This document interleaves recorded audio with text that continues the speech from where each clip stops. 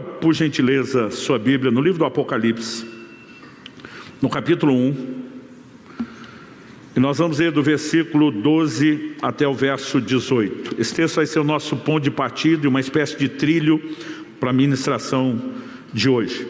Eu vou ler na Nova Almeida atualizada. O texto diz assim: voltei-me para ver quem falava comigo, e ao me voltar vi 7 candelabros de ouro, e no meio dos candelabros um semelhante a um filho do homem, com vestes talares e cingido à altura do peito com cinto de ouro. A cabeça e os cabelos dele eram brancos como alva lã, como neve. Os olhos eram como chama de fogo. Os seus pés eram semelhantes ao bronze polido, como que refinado numa fornalha. A voz era como som de muitas águas. Na mão direita ele tinha 7 estrelas, e da sua boca saía uma afiada espada de 2 gumes. O seu rosto brilhava como o sol na sua força. Ao vê-lo, caía aos seus pés como morto. Porém ele pôs sobre mim a mão direita, dizendo: não tenha medo, eu sou o primeiro e o último, aquele que vive. Estive morto, mas eis que estou vivo para todo sempre, e tenho as chaves da morte e do inferno.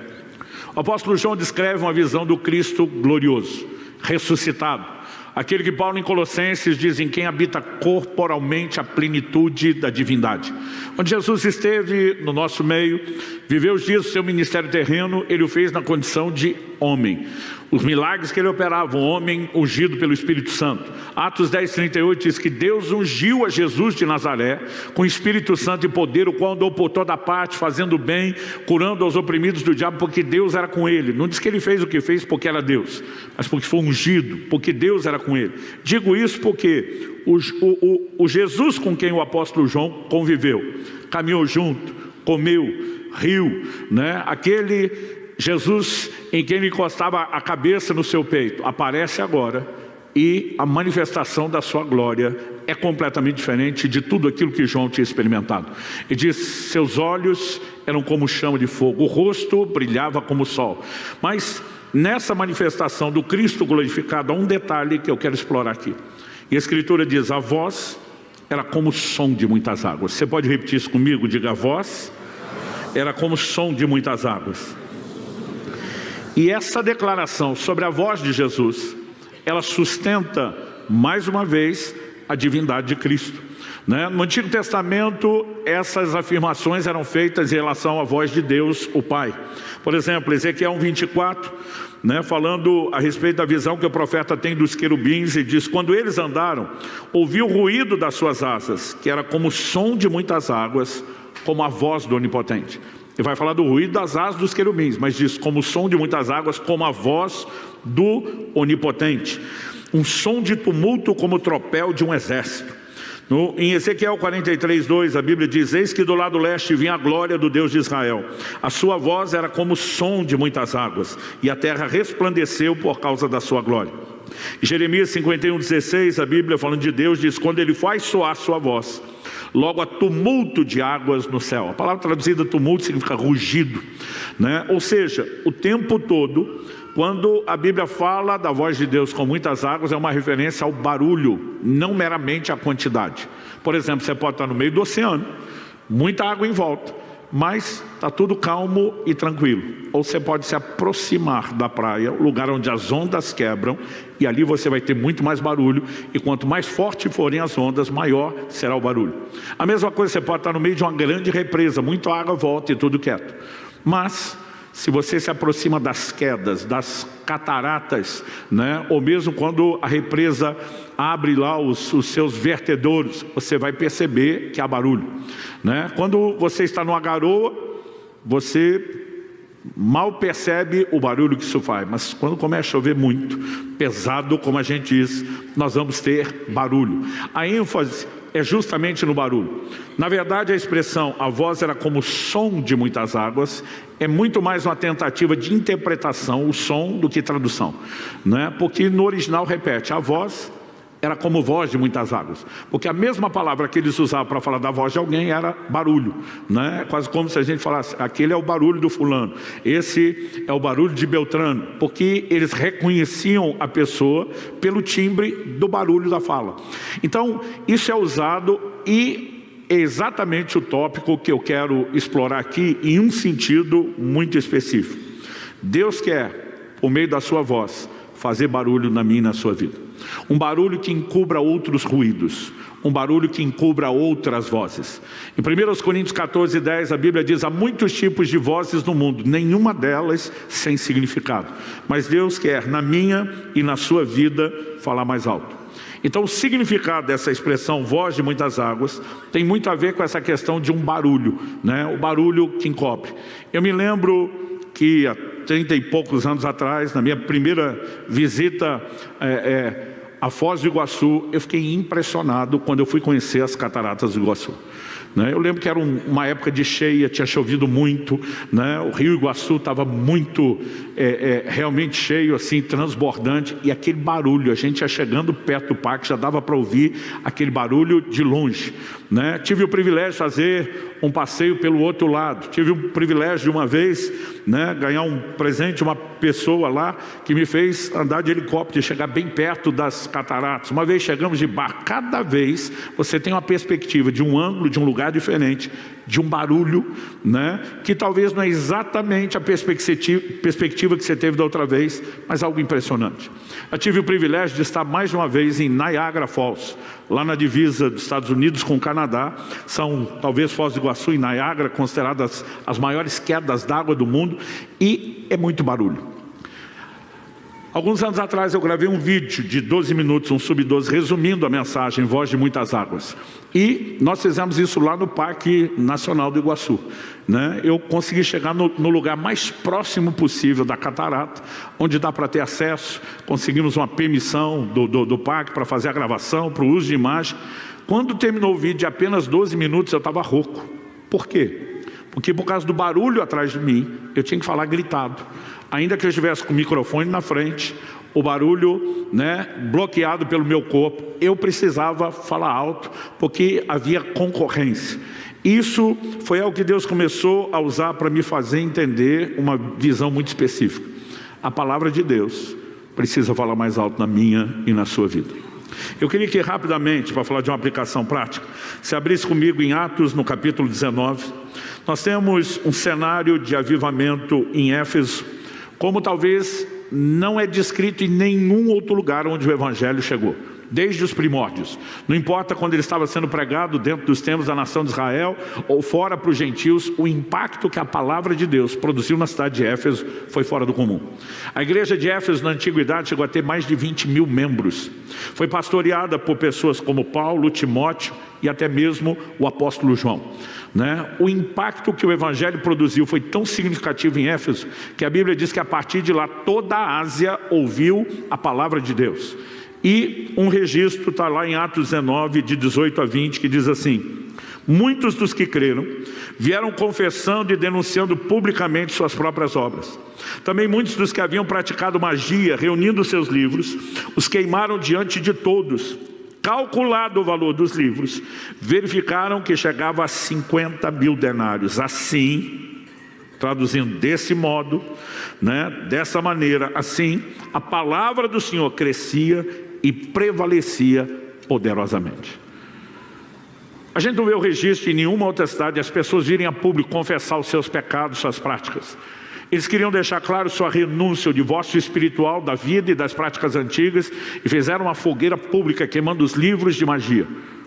A Bíblia diz que a conta chegou a 50 mil denários. Denário era o pagamento de um dia de trabalho. Em média, o trabalhador da antiguidade ganhava 25, 26 denários por mês. 300 denários era o valor de um ano integral de salário. Então faça você a conta, 50 mil denários. Pensa na fogueira cara. Mas ninguém estava preocupado com quanto o livro tinha custado. A preocupação é quanto isso nos custou espiritualmente, nós vamos romper. Eles entraram num lugar de profundo arrependimento, porque a palavra de Deus fez muito barulho na vida deles. Agora, o que significa a palavra de Deus? Crescer e prevalecer. A palavra traduzida crescer fala literalmente do crescimento. Crescimento que uma planta experimenta, que uma criança experimenta, né? Mas nós sabemos que a palavra de Deus não aumenta no sentido de quantidade. Então muitos acreditam que a expressão crescer significa um número cada vez maior de gente sendo alcançado, que, como eu disse, a igreja se tornou uma das maiores igrejas da antiguidade. Mas particularmente o que é que significa, além de crescer alcançando gente, prevalecer e poderosamente. não só prevalecer, mas prevalecia poderosamente. Isso significa que ela não só alcançou um grande volume de pessoas, mas que ela fez muito barulho transformador na vida das pessoas. Agora, se Deus não faz acepção de pessoas, nós podemos concluir que isso não é privilégio só dos Efésios. Mas a pergunta é por que não acontecia em outras cidades se Deus deseja o mesmo para todo mundo? Porque esse é o tipo de coisa que não acontece só de forma natural e espontânea. Para que a palavra de Deus cresça e prevaleça na minha e na sua vida, nós precisamos aprender a nos sujeitar a ela. Existe um elemento que eu chamo de interação que nós precisamos aprender a praticar com a palavra de Deus e com a ação do Espírito Santo que aplica a palavra nas nossas vidas. Aliás, a química dessa ação do Espírito Santo e a palavra junto, eu gosto de dizer que é uma química explosiva. Quando você olha para o livro de Gênesis, o Espírito de Deus pairava sobre a face das águas. Ele está lá com todo o seu poder, unção e glória, mas não está acontecendo nada. Mas quando Deus diz, haja luz, a Bíblia diz, houve luz. A cada palavra liberada por Deus, o Espírito se move sobre a palavra, o poder criativo entra em manifestação. Quando o anjo Gabriel aparece a Maria por ocasião da anunciação, o Evangelho de Lucas nos mostra que ele diz, descerá sobre ti o Espírito Santo. O poder do Altíssimo te envolverá com a sua sombra. O Espírito Santo faria tudo sozinho? Não, Maria diz, cumpra-se em mim, segundo a tua palavra.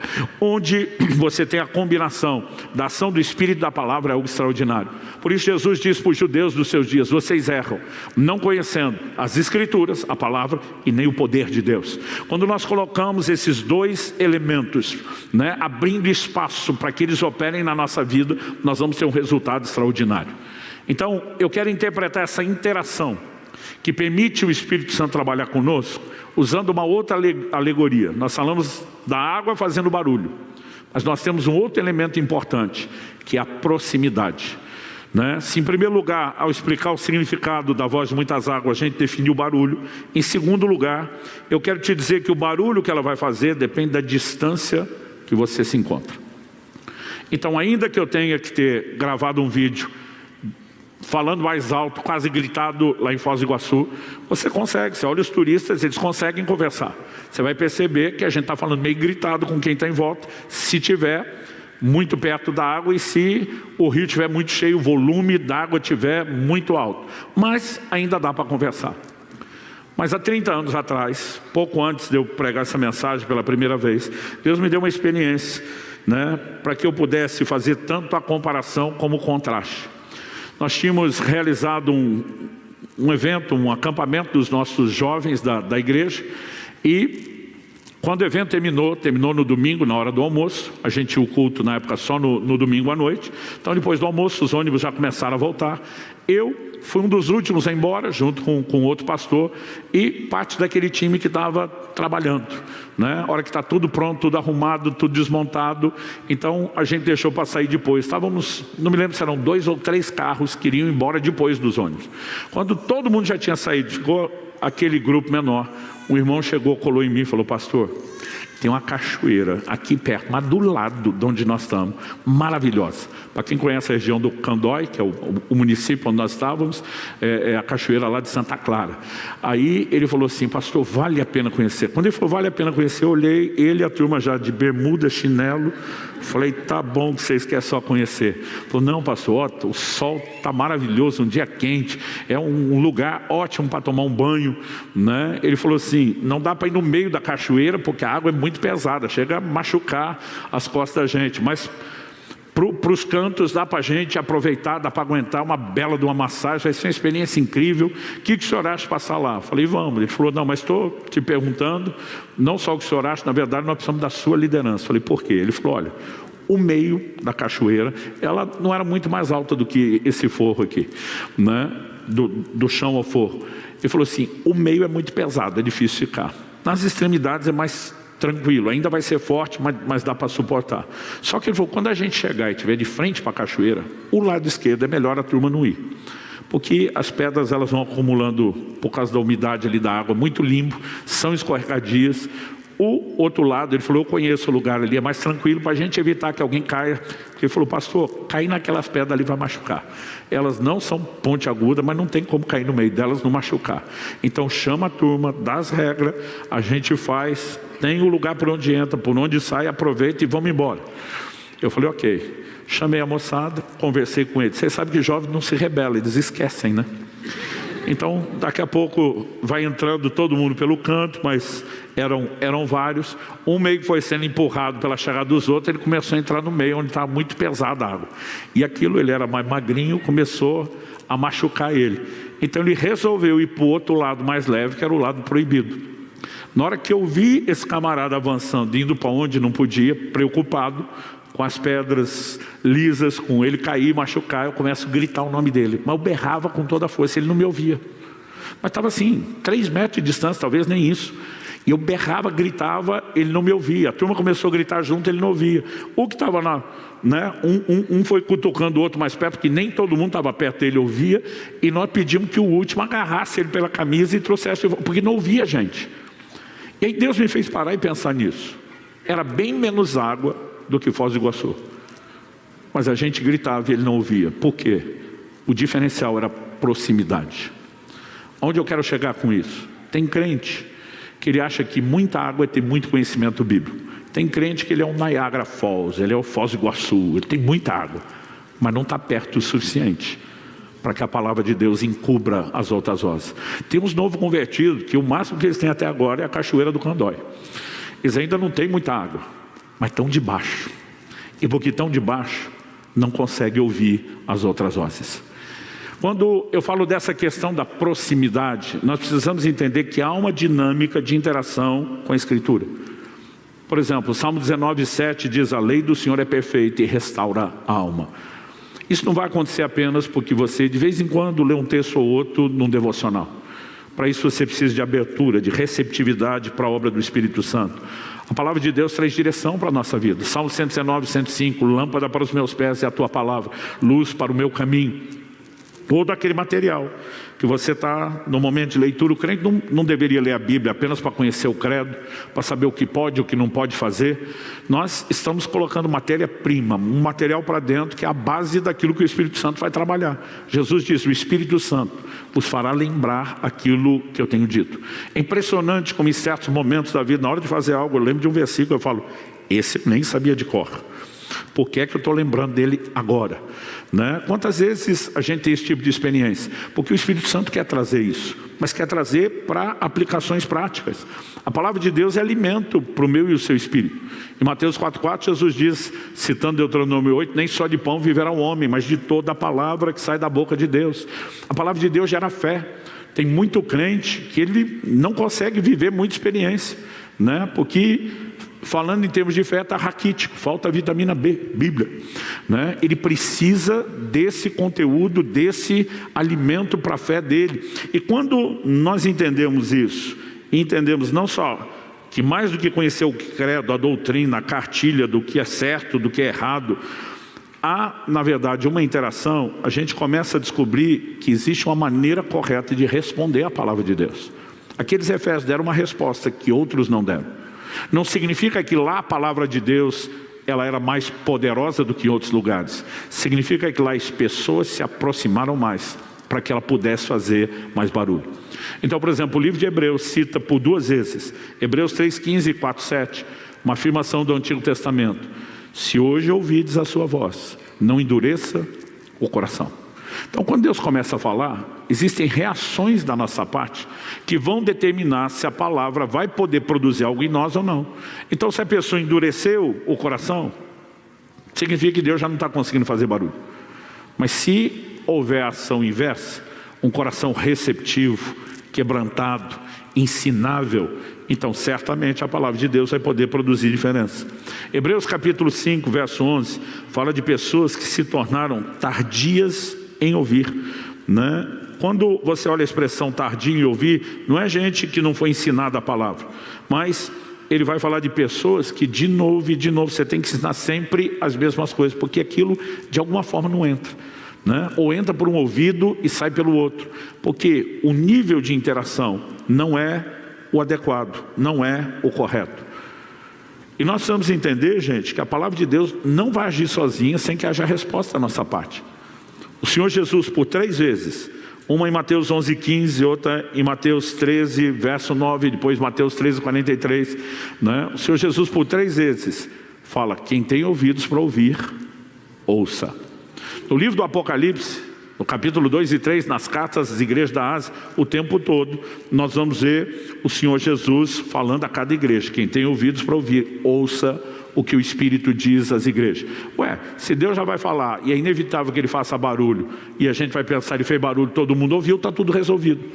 Mas quando Ele diz, ouça, Ele está dizendo, escute, deixa entrar, processe, se faça vulnerável, seja receptivo à palavra de Deus.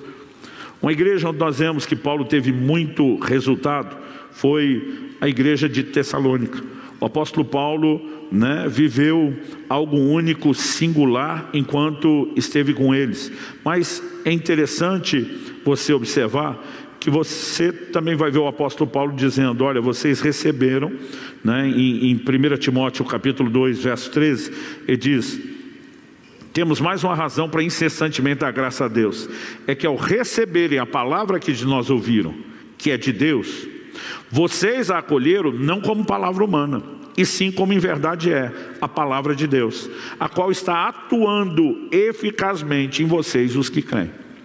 A palavra de Deus quer atuar, quer agir, quer operar na nossa vida. Mas muitas vezes, a palavra de Deus está sendo ministrada e a gente só trata isso como é um homem falando, é um discurso. A gente não para, peraí, está na Escritura. Eu tenho que parar, eu tenho que ponderar, eu tenho que me expor. E quando a gente começa a dar a devida atenção, aí sim, ela vai não só atuar, mas vai atuar eficazmente em mim. Então, reconhecendo não só que Deus quer fazer mais barulho do que outras vozes, e que o fator determinante não é nem só quanta água, mas qual a proximidade.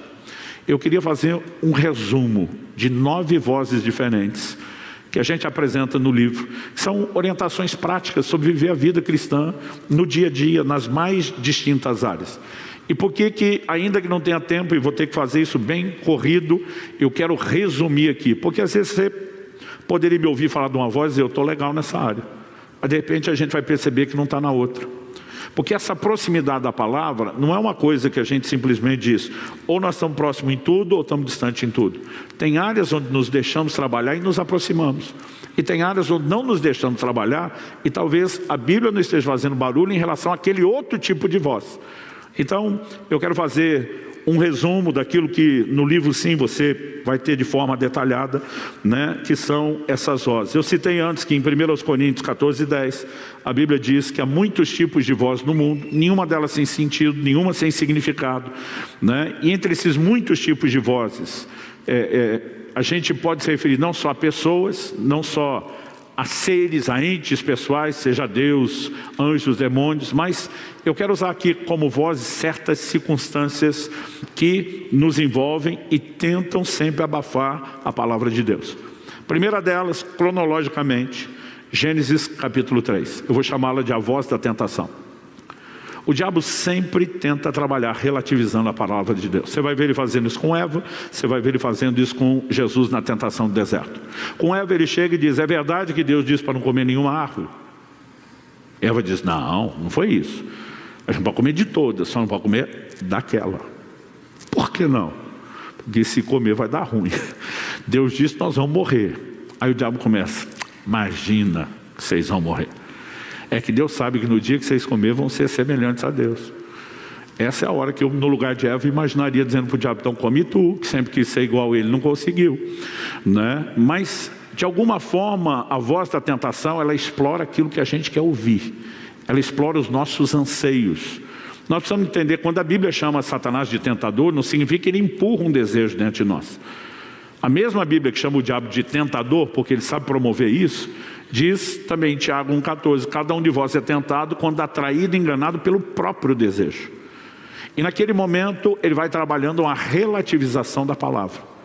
E daqui a pouco Eva já não está ouvindo a voz de Deus. Ela coloca em xeque o motivo. E muitas vezes, na hora que nós queremos pecar, o que é que nós pensamos de Deus? A mesma coisa que eu, quando criança, pensava dos meus pais. Que pais são aqueles seres que existem para cortar o nosso barato, para roubar a nossa alegria. Porque tudo que a gente queria fazer, eles não deixavam fazer. Então, imaturamente, quando criança, eu pensava que pai existe só para tirar a alegria da gente, contrariar e não deixar a gente ser feliz ou se divertir. Até o dia que meu primeiro filho nasceu. E eu olho para ele dentro da sala de parto. E a minha vontade de sair correndo, ligar para meus pais, pedir perdão de tudo. Porque naquele momento, quando foi ativado o instinto paterno, eu tenho que proteger essa criança. Eu fiquei imaginando quanto não eu ia ter que dizer, ou como eu ia ter que proteger ele da própria ingenuidade. Porque essas regras e mandamentos que Deus estabeleceu não são para nos cercear, são para nos proteger. Mas quando do outro lado de forma imatura, a gente está achando o quê? Sem conseguir enxergar o quadro todo. Ele não quer que a gente seja feliz. E o diabo tenta explorar essa infantilidade espiritual. Não, Deus não quer que você seja feliz, né? Se tivesse gente sendo feliz pecando, gente, o mundo era outro. Mas a verdade é que a pessoa não vai ser feliz, ela desconectou da verdadeira fonte de felicidade, vai entrar para um lugar cada vez mais amargo, porque toda a proposta do pecado é muita manchete para pouca notícia. Se promete muito e se entrega pouco. Agora, quando você vê o contraste de Eva cedendo a essa voz, e você olha a maneira como Jesus agiu. Cada vez que o diabo tentava numa área, Jesus respondia o quê? Está escrito, está escrito, está escrito. Ele está dizendo, barulho quem faz aqui é a palavra de Deus. Ninguém vai falar mais alto que a palavra de Deus. Então, se eu e você temos proximidade, nós vamos vencer a tentação. Porque a gente vai olhar a coisa na perspectiva correta. Quando a mulher de Potifar está tentando José, assediando ele diariamente, José não diz, olha dona, me perdoa, a senhora não faz meu tipo. A conversa não foi essa. José olha para ela e diz, como cometeria eu tamanha maldade contra Deus? O que você está chamando de gratificação e recompensa para mim é uma desgraça. O que você está tentando fazer é me afastar daquele que me supre em áreas que você jamais vai suprir. Uma pessoa que está conectada debaixo da influência, ela tem a perspectiva correta, ela não compra o engano da voz da tentação, porque a palavra de Deus fala mais alto. Então nós precisamos disso de uma forma prática. Não é só o conhecimento do que é certo e do que é errado. A Bíblia diz que o temor do Senhor é o princípio da sabedoria, e você só vai conseguir isso com proximidade da palavra. Quem está entendendo, diga amém. Segunda voz que eu quero explorar aqui, ela não é uma continuidade de ordem cronológica, mas quando a gente fala assim, da concorrência que a palavra de Deus sofre nas mais diversas áreas, eu percebo que esse é um assunto sério e que a gente percebe pouco. Quando eu era criança, meu pai tentava prevenir eu e meus irmãos, dizendo, cuidado com a psicologia de grupo. A gente tinha dificuldade de entender aquilo, né? Meu pai tinha linguagens e terminologias que às vezes eram técnicas demais. Eu não entendia nem da psicologia do indivíduo, vai entender a de grupo. Mas quando meu pai falava da de grupo, coisas que você não faria sozinho. Há uma grande possibilidade que você faça quando tiver com um grupo que quer errar. Porque como somos seres sociáveis, muitas vezes nós não percebemos o quanto nós queremos aceitação e inclusão. E a verdade é que muitas vezes, nós temos até um ditado no Brasil, diz a voz do povo é a voz de Deus. Quer te dizer que na maioria das vezes não é. Né? Na maioria das vezes ela é contrária à voz de Deus. Olha o que Deus diz em Êxodo 23:2. Não siga a multidão para fazer o mal. E num processo não deponha com a maioria para torcer a justiça. Essas duas expressões, multidão e maioria, fala do quê? Uma pessoa vai seguir a multidão para fazer o mal, porque de alguma forma a gente relativiza. Quando a gente olha e entra numa conclusão aqui na cabecinha da gente, todo mundo está fazendo, parece que todo mundo está fazendo é certo. Eu dizia para os meus filhos, não é porque todo mundo está fazendo a coisa errada que o errado virou certo. Eu dizia isso para os meus pastores, porque às vezes estávamos tomando decisão, como vamos trabalhar nessa área? Não, nós vamos trabalhar disso por causa dessa luz implícita. Mas a maioria das igrejas está fazendo, e eu olhava e dizia, e vocês não são todo mundo. Porque se você teve um pai raiz, como o meu pai e minha mãe, não Nutella, ele dizia, você não é todo mundo. Porque quando a gente era criança, o que a criança mais faz para contestar? Mas todo mundo faz. Porque existe alguma coisa no todo mundo está fazendo, deve ser certo, e não necessariamente. Deus está dizendo, então você não segue a multidão, você não vai com a maioria na direção errada. A Bíblia diz que Pilatos reconheceu, quando Jesus foi trazido diante dele para ser julgado, que eles o haviam entregado por inveja. A Bíblia diz que, João capítulo 19, verso 12, diz assim, a partir desse momento, Pilatos queria soltá-lo. Mas os judeus gritavam, se você soltar esse homem não é amigo de César. Todo aquele que se faz rei é contra César. Pressão, a multidão diante dele. Não, mas eu costumo soltar alguém na paz. Não, solta Barrabás. E aí o povo está fazendo barulho. Agora, a voz da multidão está falando. E ela tem uma pressão sobre nós maior do que a gente imagina. Então, ela normalmente vai se manifestar com seus colegas de trabalho, ela vai se manifestar às vezes num contexto de família, às vezes no contexto dos colegas de escola, mas hoje em dia a gente pode botar a voz da multidão até nas redes sociais.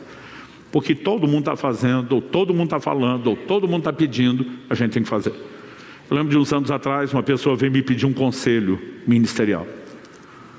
Ele falou assim, olha, vou começar uma igreja nesse formato com esse grupo. Eu falei, não faça isso. Existe uma maneira melhor de fazer isso. Ele falou, mas eles estão pedindo. Eu falei, o povo também estava pedindo para um bezerro de ouro. E ele deu o que o povo estava pedindo. E você sabe a encrenca que isso virou. Eu falei assim, eu só peço que você ouça Deus, não ouça o povo. Mas infelizmente o conselho não adiantou. Até hoje eu tenho um pastor amigo que estava na reunião e ele falou, o pior é que você falou.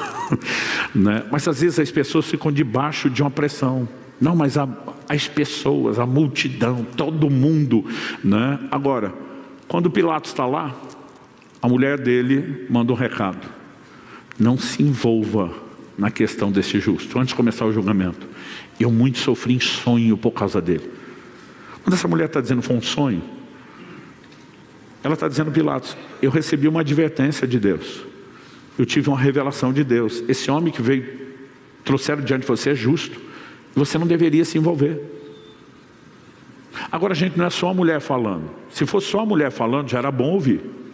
Porque estatisticamente a gente sabe que a maioria das vezes que o marido não ouve, a esposa vai terminar com ela dizendo, eu falei, eu te disse. Né? Isso é que nem o Waze. Gente, eu cansei de discutir com o Waze. De vez em quando eu estou certo. Fala para mim, não, eu vou fazer o meu caminho, vou chegar mais depressa. Mas na maioria das vezes não estou. Né? Então assim, já não é sábio discutir, nem com o ex, nem com a mulher. Agora quando a mulher está dizendo que Deus falou. Porque outro dia uma pessoa falou para mim, pastor, olha, eu estou confuso. Eu estava conversando com um grupo de casais, falei, olha, Deus falou para Abraão, ouve Sara, sua mulher. Eu falei, ela é ajudadora até nas decisões. Estava falando da importância do consenso do casal. Aí o cara falou, mas Deus chamou a atenção de Adão dizendo, porque deste ouvidos à voz da sua mulher. Foi para ouvir ou não é? Olhei para ele e falei, depende de quem sua mulher está ouvindo. A de Adão estava ouvindo Satanás, a de Abraão estava ouvindo Deus. E você como cabeça vai ter que discernir. Mas a mulher de Pilatos estava ouvindo quem? Deus. E em vez de ouvir a voz de Deus, ele preferiu a multidão. Eu vejo pessoas pregando um pré-determinismo como se Pilatos tivesse que condenar Jesus, senão a gente não seria salvo.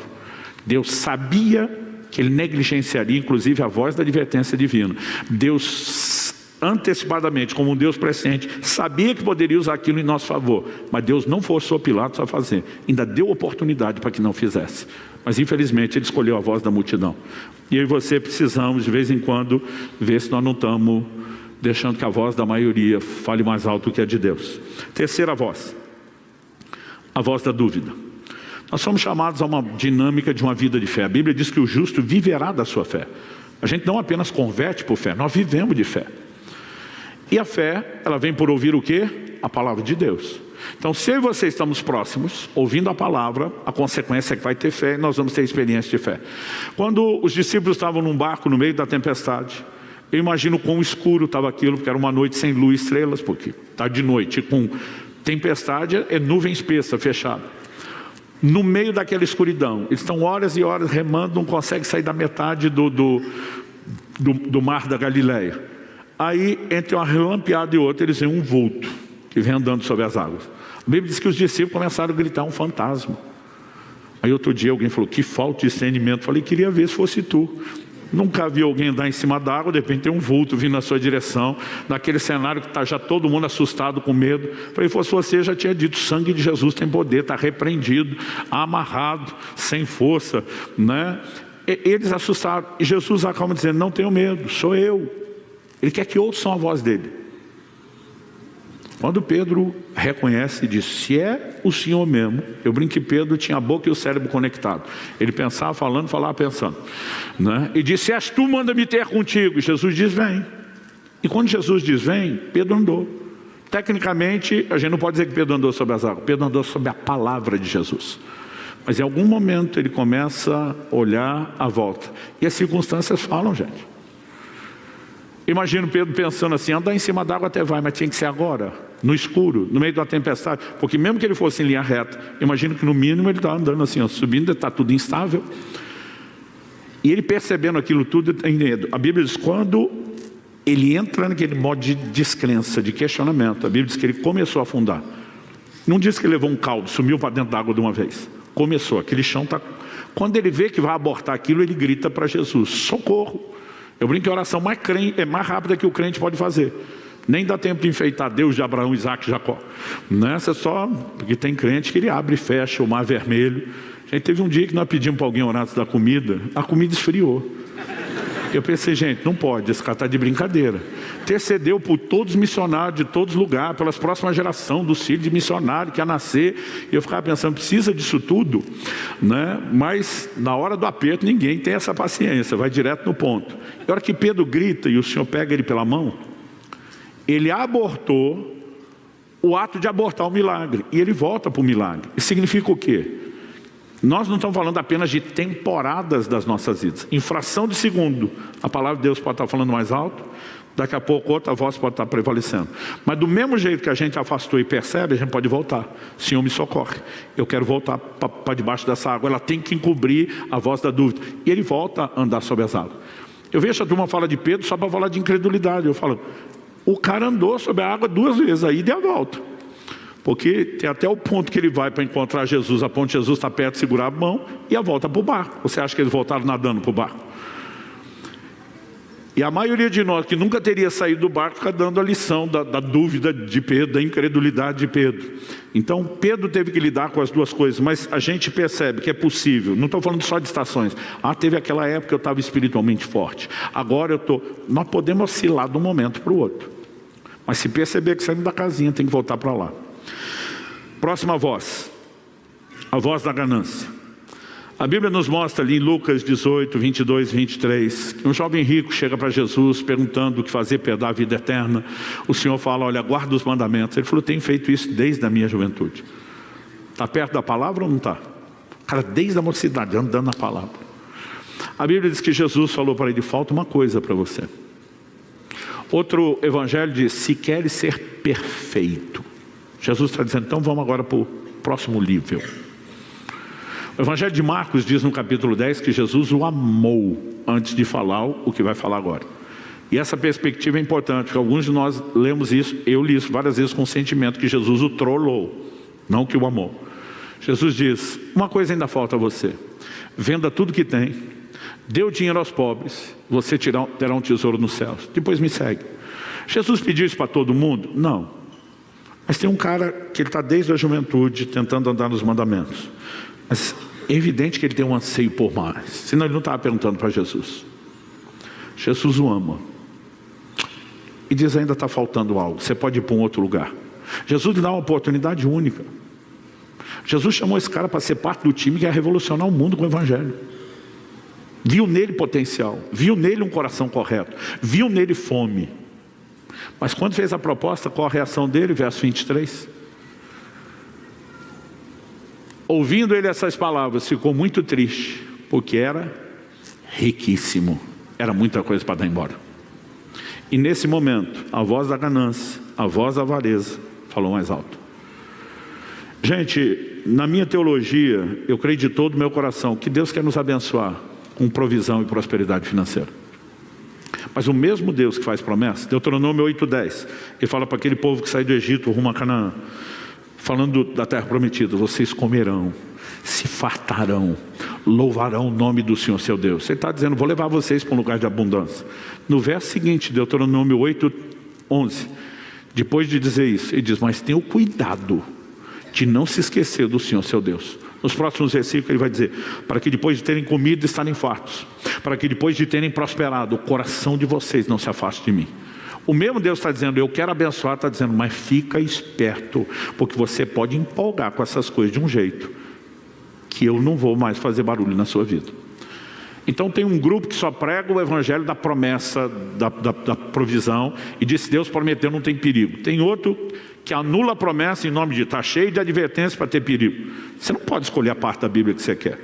A mesma Bíblia mostra a promessa, a vontade de Deus e mostra a advertência. Então Deus quer nos levar lá, desde que tenhamos cuidado. E a voz da ganância ela é uma das coisas que mais tem o poder de encobrir a voz de Deus. Na parábola do semeador, Jesus fala que uma semente caiu entre espinhos. Os espinhos cresceram, a sufocaram. Na hora de explicar o que eram os espinhos, Jesus diz: as preocupações da vida e a sedução das riquezas. Em 1 Timóteo, no capítulo 6, nos versos 9 e 10, o apóstolo fala claramente a respeito de uma área onde muitos, infelizmente, muitos têm caído. E quando eu falo muitos, eu estou falando para você, né, de uma observação de pelo menos 3 décadas de ministério pastoral. Esse ano vou completar 32 anos de pastorado.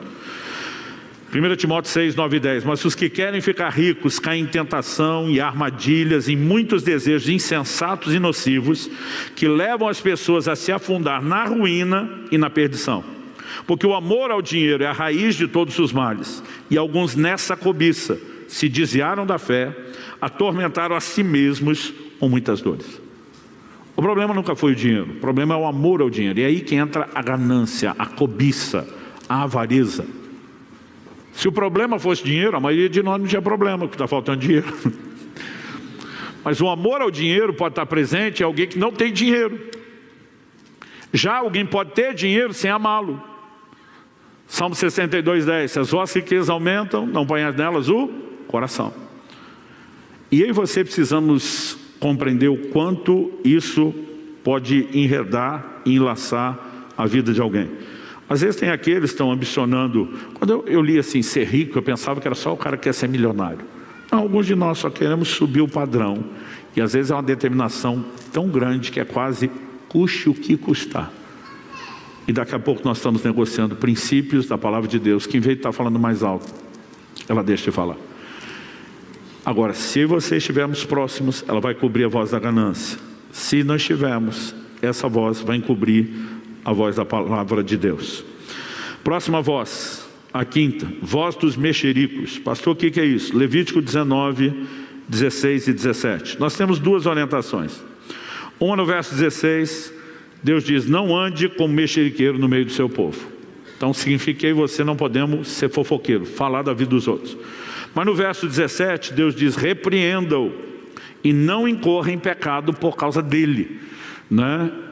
Então, puder projetar o 17? Repreenda-o e não incorra em pecado por causa dele. Uma coisa é não falar, e outra coisa é não ouvir. Outro dia eu encontrei uma pessoa e falei: não, pastor, eu não falo de ninguém. Mas ouve todo mundo que fala. E quando você faz isso, você se torna cúmplice. Gente, eu gastei 3 domingos no mês de maio pregando em Curitiba uma série de mensagens chamadas Pecados da Língua. Na primeira eu falei sobre murmuração e insultos, os palavrões. Na segunda eu falei sobre maledicência e mexerico, ou fofoca, se você preferir. E na última eu falei sobre mentira e falso testemunho. Não deu nem para mexer em bajulação. Mas é sério esse negócio. A ponto de Isaías, quando tem a visão gloriosa da santidade de Deus, dizer: ai de mim, sou homem de lábios impuros. De tudo quanto é coisa ruim que ele podia ver, a principal que destacou diante da santidade: impureza nos lábios. E quando diz sou homem de lábios impuros, não é porque tinha usado batom radioativo, algo do gênero, né? Ele está falando de pecados da língua. Um anjo vem e diz: tua iniquidade foi perdoada, o teu pecado foi tirado. Então nós precisamos entender que isso é sério. E num desses momentos eu comecei a dizer: gente, nós não percebemos o quanto nós pecamos com a língua. Tiago disse: se alguém conseguir refrear a língua, ele vai ter o poder de cuidar de todas as outras áreas da sua vida. E o problema do mexerico é que ele não só agride diretamente uma ordem de Deus, mas a verdade é que todos esses pecados, eles nunca são isolados, eles se misturam. É difícil alguém estar fazendo fofoca sem estar reclamando. Porque se está contente não estaria levando aquilo, né? É difícil alguém entrar nesse terreno e não acabar mentindo, mesmo que não seja intencional. Por quê? Toda pessoa que murmura, ela reclama da perspectiva que ela tem, do que ela acha que é, que nem sempre são os fatos. E ela tenta vender a versão da leitura emocional dela. Atos capítulo 6 fala que por se multiplicar o número dos discípulos, gente, a igreja cresceu, nós vamos ter sempre desafios. Estava conversando com alguém agora há pouco, falou: culto das 10h30, tem que limitar o ministério infantil, que chega uma hora não cabe mais. Aí eu falei: e quem chega depois reclama? Ele falou: sempre, porque essa é a nossa natureza, gente. E não vamos falar que quem faz são os únicos, porque é a nossa inclinação. Porque antigamente, quem está mais tempo, não tinha que chegar mais cedo, não tinha que fazer inscrição. Mas nós queremos que cresça, nós queremos que a muvuca piore, nós queremos dar mais problema para vocês. Porque significa que nós vamos estar alcançando mais gente. Só que toda hora vai ter coisa para arrumar. Então a Bíblia diz, por se multiplicar o número dos discípulos, algumas viúvas estão sendo esquecidas. Os apóstolos cuidavam pessoalmente no início de eles entregarem o pão, o sustento das viúvas. Mas é tanta viúva numa igreja que está crescendo que agora eles não conseguem atender todo mundo. E aí a Bíblia diz que começou a haver murmuração. Os apóstolos reuniam a multidão e diziam, gente, nós temos um problema e temos que resolver. Então a pergunta é, o problema era real? Era. Estava acontecendo? Sim. Tinha que ser arrumado? Sim. Mas a temática da murmuração é outra. A Bíblia diz, houve murmuração dos helenistas contra os hebreus. Helenistas eram os de fala grega. Hebreus, a turma que falava hebraico. Aí eles começam a dizer assim, as deles não estão sendo esquecidas. Porque se as nós tivesse pedigree, fosse filho de Abraão, falasse hebraico, então assim, o que era um problema logístico generalizado, eles transformam em preconceito direcionado. E quando essa versão é contada, já não é mais a verdade dos fatos. E junto com a murmuração, você tem uma mentira, você tem veneno sendo disseminado, essas coisas precisam ser interrompidas. Então Deus diz, não ande com mexeriqueira. Você não fala e você não ouve. Várias vezes eu tive que ser rude com pessoas. Vem falar de outra. Eu falo, você quer resolver o problema? Eu chamo ele e nós vamos resolver junto agora. Não, só queria te contar. Falei, se não for para resolver na frente do outro, onde ele possa se defender, no mínimo da aversão dele, eu não tenho por que te ouvir. Você quer ajudar? Não, pastor, aí também é constrangedor, é isso e aquilo. Eu digo, é a chance que você tem de continuar, senão você para agora. Não é? Porque às vezes a gente não peca falando, mas a gente peca ouvindo. O pior é que a gente não chama de fofoca, a gente chama de atualização. Um dia eu cheguei num grupo de pastores reunidos num evento que ia participar, e a turma estava empolgada com a conversa. Quando eu cheguei, foi diminuindo. Eu falei, o que estava rolando? Porque eu achei que eles estavam falando de alguma coisa de Bíblia, do ministério. Aí eu falei, não, nós estávamos num momento de atualizações ministeriais. Traduzindo, estava falando da vida dos outros. Quando me viram, ficaram sem graça. Espero que eu não fosse parte do assunto. Só me ocorreu isso agora, quando eu estou contando para vocês. Né? Mas se isso acontece até entre os líderes, vamos dizer que o novo convertido está imune. E a gente só tem uma forma de vencer isso.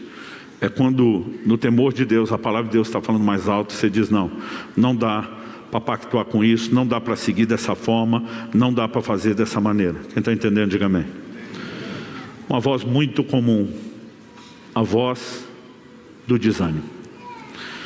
No livro de Jó, no capítulo 4, dos versos 3 a 5, ele faz, amigo de Jó, confronta ele. Eu sei que seus amigos em muitas coisas foram injustos, em outras não. Uma delas que ele fala para Jó é uma constatação. Ele diz assim, veja bem, Jó 4, de 3 a 5. Você ensinou a muitos e fortaleceu mãos cansadas. As suas palavras sustentaram os que tropeçavam e você fortaleceu os joelhos vacilantes. Mas agora, quando chega a sua vez, você perde a paciência. Ao ser atingido, você fica apavorado. Aí ele veio e traduziu isso assim no verso 5. Agora que se vem dificuldades, você desanima. Quando você é atingido, fica prostrado. Por que Jó fortaleceu tanta gente? As palavras dele sustentaram os que tropeçavam. Ele ensinou muita gente, fortaleceu mão cansada, fortaleceu o joelho vacilante. Jó tem um relacionamento com Deus, é chamado de um homem de Deus na Escritura. E ele transborda o que ele recebe de Deus na vida de outros. Só que agora que o problema bate nele, o que ele falou para os outros não serve mais para ele? Não é a mesma lógica de animar os outros que a gente deveria usar para nos animar nós mesmos? Mas a verdade é que muitas vezes nós sucumbimos. Porque às vezes o desânimo, ele chega com força, falando mais alto. Outro dia alguém disse, não pastor, é porque pimenta no olho dos outros não arde. Eu falei, mas não é só isso. Tem momentos que a gente consegue reagir. Eu já vi pessoas que no momento de maior dificuldade reagiu bem e ele se ministrou. E às vezes num de menor você fala, sucumbiu agora por quê? Um dos maiores exemplos para mim de bipolaridade na Bíblia é o profeta Elias. Uma hora está lá em cima, outra hora está lá embaixo, né? Uma hora está fazendo descer fogo do céu, vê a nação cair de joelhos, gritando só o Senhor é Deus, um dos maiores cenários de avivamento da história. Aí ele manda matar os profetas de Baal, de Azera, 850 ao todo. Às vezes a gente só fala dos 450 de Baal. E Jezabel, a rainha, a mulher do Acabe, diz, eu vou acabar com a sua raça. E a Bíblia diz que Elias fugiu para salvar a sua vida. O que significa salvar a sua vida? Ele queria morrer? Não, só quando ele foge. Chega no deserto de Judá, a Bíblia diz que ele ora para Deus, melhor me morrer do que viver. Se eu sou Deus, eu falo para ele, volta lá, que Jezabel resolve o seu problema. Aliás, estava tentando te ajudar nisso, ela ia matar você, para você não continuar a viver. Agora, a gente tem hora que nem a gente sabe o que é. Se fugiu porque não quer morrer, mas diante de Deus quer morrer. Outro dia ele disse, não, pastor, o senhor não entendeu, ele não queria morrer pela mão de uma mulher. Não falou nem mulher, mulher. Né? A verdade é que tem hora que nem a gente sabe o que a gente quer, nem a gente se entende. Eu lembro de um momento no início do ministério pastoral, eu falei, Kelly, é impressão minha ou as mulheres são mais difíceis de entender? Ela falou, talvez a gente seja mais complexo. Aí eu liguei para uma pastora amiga nossa com anos de experiência, trabalho com mulheres, com ela junto. Na verdade, quem ligou foi ela. Não sei se ela já sabia o que ia acontecer. Ela falou assim, fulana, meu marido está aqui dizendo que ele quer entender as mulheres. Até hoje eu lembro da risada dela do outro lado. Mas rindo alto. Dizer, nem a gente se entende, ele quer entender a gente. Né? Um dia desse alguém falou, pastor, as mulheres são mais complexas. Eu falei, não, elas são mais honestas. Porque elas falam do que está dentro. E a gente não. Aí a gente fica de melhor na história. Mas a verdade é que a gente também não entende. Não tem esse negócio de mulher ou homem. Só que a Bíblia diz lá no livro de Tiago que Elias era homem semelhante a nós. Ou seja, se você riu dele quando chamei de bipolar, estava rindo de tu. Porque a Bíblia diz que nós somos tudo farinha do mesmo saco. Emocionalmente nós podemos ser instáveis. Agora, nós precisamos de uma escolha de andar onde? Num lugar onde a gente confie naquilo que Deus falou. Gente, Deus escondeu Elias durante 3 anos e meio. Quando o Elias encontra um dos servos do Acabe, diz, fala para ele que eu vou encontrar ele no cume do Carmelo. O cara fica desesperado, porque era alguém temente a Deus. Ele falou, não existe reino ou nação que meu Senhor não vasculhou tentando te achar. Agora o Senhor me aparece dizendo para ele, mandando eu dizer que eu encontrei. Daqui a pouco ele vem ao seu encontro, o Espírito de Deus te tomou, eu vou morrer. Né? Mas com isso o cara está revelando o quê? O cara revirou todas as nações, não achava. Porque a Bíblia diz que Deus não só o sustentou no ribeiro de Querido, Deus o escondeu. Agora, o mesmo Deus que falou, que cumpriu isso, agora mudou de ideia, mas em algum momento o desânimo está falando mais alto que a voz de Deus. Não importa se nós vamos falar de Elias, se vamos falar de Jó, ou se vamos falar de mim ou de você. Só existe um momento do desânimo não engolir a gente. É quando nós vamos para aquele lugar. Jesus diz, no mundo tereis aflições, mas tende bom ânimo. É o oposto de desânimo. Só existe uma forma de você conseguir isso, entrando debaixo da cachoeira. Não importa o tamanho dela, a quantidade de água, nós temos que estar perto. Quem está entendendo, diga amém. Próxima voz, a voz do preconceito. Ah, pastor, isso não é para mim, será? A questão em cada uma dessas vozes não é se elas falam ou não na nossa vida, é quanto barulho elas já fizeram. Atos capítulo 10. O apóstolo Pedro está com fome, os irmãos vão preparar comida. Comida era coisa demorada de se preparar, não tinha as facilidades de hoje. Enquanto o povo vai preparar, Pedro diz, vou orar. Ele sobe para o telhado orar. Enquanto Pedro está orando, e a Bíblia registrou que ele está com fome, isso não é à toa, Deus dá uma visão, um êxtase, e ele vê um lençol baixar com todo tipo de animais. Para quem está com fome, a gente lê proteínas, diversidade de proteínas. A voz fala com ele assim, levanta, mata e come. O que é que Pedro diz? De modo nenhum, Senhor. Ele sabe que é Deus falando. Pode ser Deus falando, obedeça. De jeito nenhum que eu vou fazer isso. E aí Pedro começa a se orgulhar. Nunca comi nada impuro na minha vida. De acordo com a lei de Moisés, no Antigo Testamento, vários daqueles animais não poderiam ser comidos. Quando a Bíblia estavam todos lá, estava um animal puro e impuro. Só que Jesus já tinha declarado puro todos os alimentos. Nós estamos vivendo uma mudança de lei que nem os apóstolos entenderam com toda a clareza. E Pedro está resistente. Quando a visão terminou e repetiu por 3 vezes, ele está lá meditando qual o significado daquilo. O Espírito Santo fala com ele, alguns homens estão aí, vá com eles sem duvidar. Ele entendeu depois a alegoria. um anjo aparece para alguém, manda chamar e diz, procura o Pedro, o nome dele é esse, está hospedado na casa do fulano e o endereço é esse. Você imagina se é hoje, alguém bate lá na porta de casa, mora aqui algum tal de Luciano Subirá? Sim. Então, eu tive uma visão, um anjo me apareceu e disse que é para você pregar o evangelho. Meu amigo, como diria o pentecostal de antigamente, para glorificar de pé, se levanta e diz, partiu. Agora, por que Deus disse para Pedro, vai sem hesitar? Porque quando ele descobrisse que era gentil, ele dizia, não posso me misturar com gentil, de acordo com o preceito da lei. Então Pedro estaria cheio de preconceitos. Deus amou o mundo, mas não é bem todo mundo. Deus amou o mundo, mas tem uma turma aí que talvez não mereça ser alcançado. Não foi o que aconteceu com Jonas? Deus disse, vá pregar para os ninivitas, não quero, porque se ele se arrepender, o Senhor não vai destruir, eu quero que o Senhor destrua aquela raça. Então assim, às vezes, estão falando, gente, dos homens de Deus, os mensageiros de Deus. Se acontecer com esses caras, eu e você estamos imunes. Eu lembro de uma vez que eu fiquei chocado. A igreja tinha começado a crescer, lá em Curitiba, quando a gente estava no prédio antigo, e o irmão falou, pastor, a clientela está mudando aqui, né? Não lembro se é clientela ou freguesia, mas ele usou um jeito pejorativo para falar. Falei, como é que é? Não, está aparecendo todo tipo de gente aqui agora. Eu falei, a igreja é para isso. Porque se fosse botar um filtro, talvez o irmão não estaria aqui também, né? Tem hora que eu sofro de sincericídio, honesticídio, né? Aí ele falou, não, pastor, ninguém é perfeito, mas assim, aqui nós somos meio que um ambiente de famílias. E tem uma turma convertendo, não é que eles não mereçam o evangelho, mas talvez eles podiam ser alcançados em outro lugar. Eu achei que ele estava de brincadeira.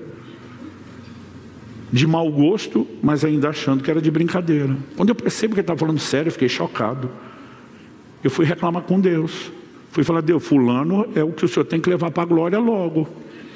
Eu estava indignado. E o Espírito Santo falou isso, você acha que é só com ele? Aí eu já fico chocado, tem mais na minha igreja? O Senhor diz, você, guardado as devidas proporções, também age como ele. Lembra quando você recebeu um convite para pregar na igreja tal e você não quis? Preconceito da sua parte. Lembra quando eu te dirigi a ofertar para o ministério tal, quanto que você relutou? Preconceito da sua parte. Gente, a voz do preconceito, ela vai falar em algum nível, algum tipo de barulho, alguma área nas nossas vidas. Se a gente não fizer como Pedro, de conseguir parar e deixar Deus falar mais alto, a gente não vai vencê-la. Mas se a voz de Deus for a voz barulhenta de muitas águas, ela vai encobrir a voz do preconceito, e nós vamos crescer e vamos poder ser bênção para quem quer que seja. Você pode dizer amém? Penúltima voz, oitava, a voz do medo. 2 Timóteo, capítulo 1, verso 7, diz que Deus não nos deu espírito de medo, mas de ousadia, amor e moderação, ou mente sadia. O fato de que Deus não deu, não significa que eu e você não vamos lidar com isso. Tanto que uma das palavras mais repetidas por Deus na Bíblia, uma das frases é, não temas. Então não vem dele, mas ele sabe que vai tentar nos assediar. E o medo, ele se manifesta das formas mais estranhas. Às vezes pessoas têm medo das circunstâncias, às vezes tem gente que tem medo das consequências das circunstâncias. Então, Davi já fez a burrada de cometer o adultério com Batseba. Para encobrir, ele faz algo pior, que é o homicídio de Urias. Porque agora o medo é das consequências, né? Era para ter medo de Deus. Se fosse para escolher ter medo, que o temor do Senhor tivesse lá. Então você olha Abraão, Deus faz uma promessa para ele, eu sou o teu escudo. O que Deus está falando isso com ele? Deus está dizendo, você vai ser uma grande nação. Mas por enquanto era um grupinho, e está perambulando na terra. Qualquer povo ali que tentasse terminar, tinha o poder de acabar com ele. Deus está dizendo, você não precisa ter medo. Você está guardado, sou teu escudo, eu te protejo. Mas mesmo ouvindo isso de Deus, em 2 lugares que ele chega, ele diz que Sara era irmã. Por que ele falou isso? Ele combinou com ela, senão as pessoas vão me matar. Naquela época, gente, as pessoas tinham mais escrúpulo para não adulterar do que para matar. Porque se olhasse de ser a esposa, na mulher do outro a gente não toca. Então a gente mata ele, ela fica disponível, aí nós avançamos. Já houve uma época onde o casamento valia mais do que a própria vida. E hoje isso foi banalizado. Mas por que ele está mentindo? Porque ele está com medo. Agora, era para estar com medo quando o Deus Todo-Poderoso diz: eu sou o seu escudo? Não. Só que se você sair debaixo dessa água, da voz que promete proteção, daqui a pouco a gente está exposto à influência do medo. O Senhor fala com Abraão: Sara vai ter um filho daqui a 1 ano. Ela ri. A mulher já era estéril, já não podia ter filho quando estava no vigor da juventude. Agora aos 90 anos vai ficar grávida de ter filho. Ela riu. O Senhor pergunta: por que você riu? Não, não ri. Eu fico: gente, o que alguém tem na cabeça para discutir com Deus? Ele sabe tudo. Eu já aprendi a ser honesto com Deus na oração. Não adianta você falar para Deus: olha, não era bem o que eu queria. Ele sabe tudo, está dentro de você. Ó Deus, eu quis mesmo, não deveria ter querido, não sei por que eu quis, mas não adianta você tentar mascarar, porque não tem nada que ele... A pessoa vai dizer: não, mas por quê? A Bíblia diz que ela teve medo. E o medo não é racional. Você não para pensar. Ele sabe. A gente simplesmente deixa, ele entra e ele controla. Agora, tem coisas que lançam o medo fora. A Bíblia diz que o perfeito amor lança fora o medo. O medo não divide espaço com a fé. Onde a fé está, o medo não está. Onde o medo está, a fé não está. Por isso que Jesus, num determinado momento, fala para Jairo: não temas, crê somente. Então ele está dizendo: não tenta mesclar fé com medo, que esses dois não dividem o ambiente. E se há proximidade da palavra, não vai ter espaço para o medo. Se o medo está lá, a palavra não está fazendo o barulho que deveria. Deixa eu correr aqui. Último lugar, a voz do comodismo. E aqui a gente termina. O comodismo é um jeito bonito e polido de eu falar egoísmo. No livro de Ageu, se você puder, abra comigo rapidamente, nós vamos terminar aqui em Ageu. Ageu capítulo 1, dos versos 2 a 4. Assim diz o Senhor dos Exércitos: esse povo diz, era o povo de Deus, israelitas, ainda não chegou o tempo em que a casa do Senhor deve ser reconstruída. Por isso a palavra do Senhor veio por meio do profeta Ageu, dizendo: acaso é tempo de vocês morarem em casas luxuosas, enquanto esse templo permanece em ruínas? Vamos para o contexto. Estão vivendo o período pós-exílio de Babilônia. Depois de 70 anos, o povo está voltando para Jerusalém para reconstruir a cidade. E reconstruir a cidade não era reconstruir só suas casas. O templo seria reconstruído. O livro de Esdras fala da reconstrução do templo. O livro de Neemias fala da reconstrução dos muros da cidade. Só que enquanto Deus está levantando profetas como Ageu, Zacarias, Malaquias para dizer: minha casa tem que ser restaurada, o povo: não chegou a hora. Não é tempo de cuidar da casa de Deus. Aí Deus dirá: mas é tempo de vocês morarem em casa luxuosa. Porque a conversa não é tempo, não é porque eles estão ouvindo Deus, é porque eles não querem ouvir Deus. Eles queriam cuidar das suas casas. E se a gente dividir tempo e recurso financeiro com a de Deus, vai ser em detrimento da nossa. E nós não queremos sacrificar a nossa. Então, eu falei que voz do comodismo é bem polida para não dizer voz do egoísmo, do interesse próprio. Mas nós vamos ter que lidar com isso. Só que, normalmente, quem tenta se garantir às custas de deixar Deus de lado, não prospera. Verso 6, Deus diz, 5 e 6. Portanto, assim diz o Senhor dos Exércitos: considerem o que tem acontecido com vocês. Vocês semearam muito e colheram pouco. Comem, mas isso não chega para matar a fome. Bebem, mas isso não dá para ficarem satisfeitos. Põem roupa, mas ninguém se aquece. E o que recebe salário, recebe-o para colocá-lo numa sacola furada. Deus diz, verso 9: vocês esperavam que fosse muito, mas o que veio foi pouco. E esse pouco, quando o levaram para casa, eu o dissipei com sopro. E por quê? Pergunta o Senhor dos Exércitos: porque o meu templo permanece em ruínas, enquanto cada um de vocês corre por causa da sua própria casa. Por isso os céus retêm o seu orvalho e a terra não produz seus frutos. Deus diz: quem está sabotando vocês sou eu. Porque vocês não podem me jogar deliberadamente por último e esperar que eu vá deixar vocês prosperarem. Então assim, pensa numa atitude não é inteligente, porque ela se rebela a Deus, não ouve a voz de Deus, mas o cara diz: eu vou me garantir, mas também não consegue. Porque não tem como se garantir fora do favor de Deus. Aí, em algum momento eles se deixam ser corrigidos e decidem dar ouvidos à voz de Deus. E aí você vai para Ageu 2,15, onde Deus diz assim: agora considerem tudo o que aconteceu antes daquele dia. O que é aquele dia? Que dia é esse?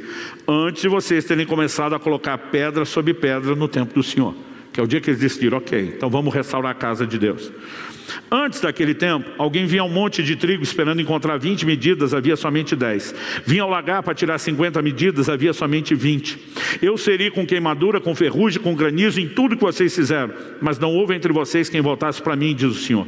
Por isso, desde o dia de hoje, desde o 24º dia do mês 9, Deus está dizendo, coloca aí na folhinha do calendário, hoje, 24/9, desde o dia em que foram lançados os alicerces do templo do Senhor, eles só tinham começado, não é que tinham terminado a casa.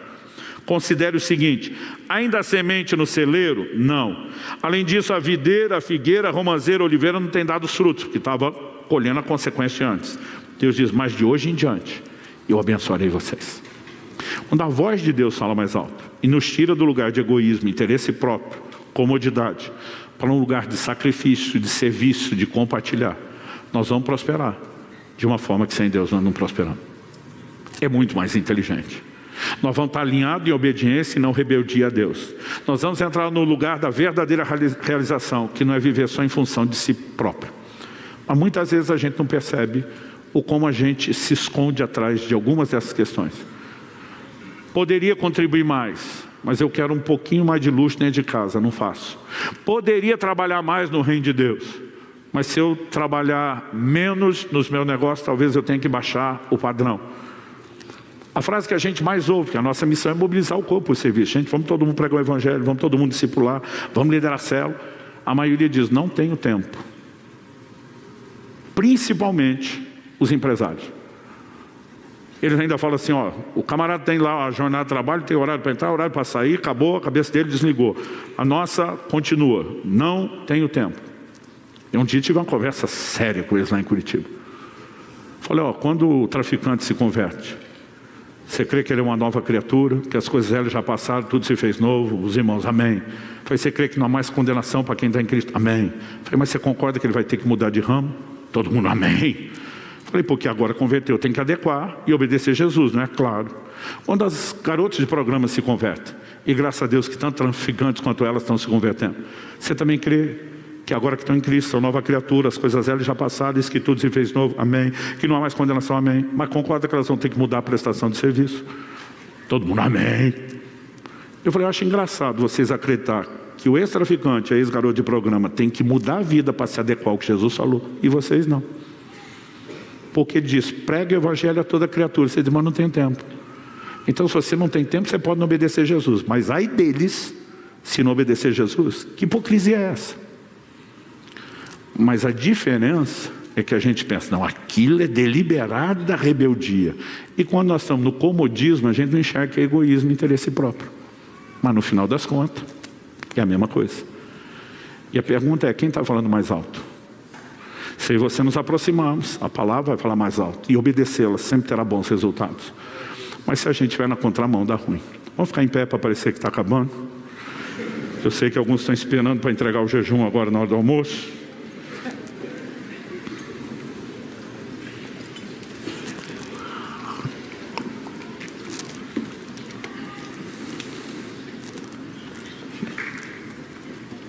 Que voz tem prevalecido na sua vida?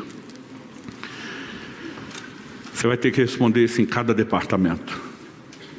Não adianta só no genérico, é a palavra de Deus. Como eu disse, talvez seu problema não seja tanto o medo, mas possa ser o desânimo. Talvez não seja nenhum dos dois, seja a dúvida. Talvez seja qualquer outra área, ainda que diferente. Como eu disse, não são apenas estações, é de uma hora para outra. Se a gente não estiver perto, algo vai acontecer. Então nós precisamos não só do tempo lendo, meditando a palavra, mas sempre daquele lugar de oração onde o Espírito Santo pode trazer as coisas à tona, pode nos confrontar. Eu fui reclamar para Deus do preconceito e alguém falou, você também tem? Talvez não o mesmo nível de maturidade de um cara que é mais novo. Mas se a gente se expor o suficiente, Deus vai mostrar o que está lá. E Ele vai falar mais alto. Então, meu apelo a você, nós precisamos voltar à palavra. Não só leitura, estudo, mas meditação, reflexão, né? Dá espaço para que o Espírito da verdade avive isso dentro de nós, no nosso íntimo, um nível de consciência espiritual que dá norte, que dá direção para a nossa vida. Pai, eu oro com cada um dos meus irmãos e irmãs, pedindo graça e favor do Senhor. Eu oro que a mão do Senhor nos conduza a um ambiente de aplicação prática, personalizada da Tua Palavra. Nós oramos que o Teu Espírito nos conduza a não só enxergar aquilo que precisamos de mais atenção, mas a mensurar isso e conseguir correr para perto da Tua Palavra, daquele lugar onde ela faz barulho e encobre as outras vozes e ruídos. Nós oramos que o Senhor faça isso não apenas aqui e agora. Nós oramos que o que o Senhor começou a falar e fazer não se interrompa ao final desse culto. E nem que apenas continue, mas que cresça e progrida até cumprir o seu pleno propósito. Nós entregamos cada um aos Teus cuidados e à Tua graça. E pedimos que a boa mão do Senhor os conduza nessa jornada de crescimento. E que, como aconteceu em Éfeso, que nas nossas vidas a Tua Palavra cresça e prevaleça. Que ela fale mais alto. Nós oramos em nome de Jesus. Se você crê e concorda, diga amém. Se você recebe essa palavra, diga eu recebo em nome de Jesus. Clique e veja mais vídeos como esse.